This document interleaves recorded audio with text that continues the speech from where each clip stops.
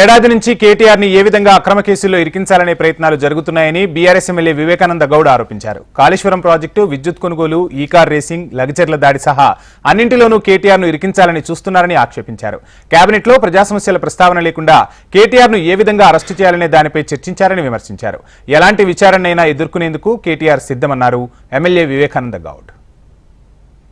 మరి మొదటి నుంచి కూడా కేటీఆర్ గారిని ఏ రకంగా కేసులో ఇరికించాలనే ప్రయత్నము మొదటి నుంచి కూడా ఈ ప్రభుత్వం, రేవంత్ రెడ్డి గారు తన యొక్క మంత్రివర్గం పదే ప్రయత్నం చేస్తున్న సంగతి మనం గమనిస్తూ ఉన్నాం. మొట్టమొదట కాళేశ్వరం కూలిపోయిందని చెప్పేసి కాళేశ్వరం ఎంక్వైరీ చేసి మా ప్రభుత్వంలో ఉన్న పెద్దలని, గతంలో పనిచేసిన ముఖ్యమంత్రిగా కేసీఆర్ గారిని, కేటీఆర్ గారిని ఇరికించే ప్రయత్నం. దాని తర్వాత విద్యుత్ కొనుగోలులో అన్న దానిపైన ఎంక్వైరీ చేసి దాంట్లో ఇరికిచ్చే ప్రయత్నం.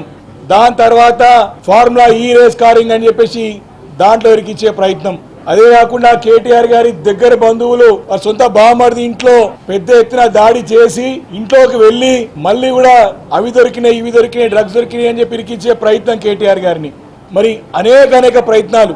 వారి మంత్రివర్గులు కూడా కేటీఆర్ గారి యొక్క వ్యక్తిత్వం పైన మరి బురదయల్లే ప్రయత్నం, వారి క్యారెక్టర్ అసెసినేట్ చేయడానికి సాక్షాత్ వాళ్ళ మహిళా మంత్రిని పెట్టి ముఖ్యమంత్రి గారు ఏ రకంగా దాడి చేయించినో చూసినటువంటి ఘటన. ఈ రకంగా ఒకటి కాదు, రెండుగా నిన్నగాక మొన్న లగచర్లలో జరిగినటువంటి తిరుగుబాటు ప్రజల నుంచి, అక్కడ ఉన్నటువంటి గిరిజన రైతుల నుంచి కూడా పెద్ద ఎత్తున ఆందోళనలో ఉద్యమం తిరుగుబాటుగా మారినప్పుడు దాంట్లో కూడా కేటీఆర్ గారిని ఇరికించే ప్రయత్నం.